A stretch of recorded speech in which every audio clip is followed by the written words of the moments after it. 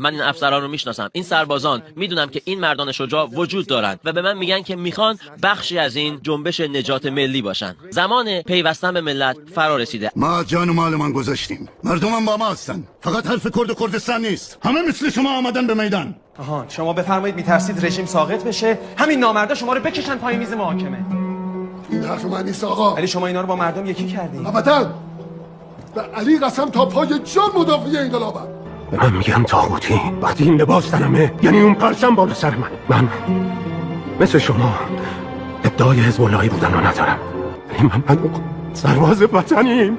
برو واسه سرخم کردن تعلیم ندادن.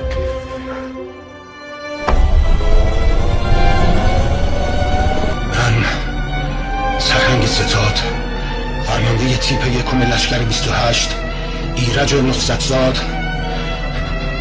در آخرین لحظات عمر سربازی خود در این خاک آخرین دستوراتم را به همقطاران و سربازان وفادارم میگویم. برای این خاک مقدس ایران تا آخرین نفر و آخرین نفس مقاومت کنید. جانم فدای ایران.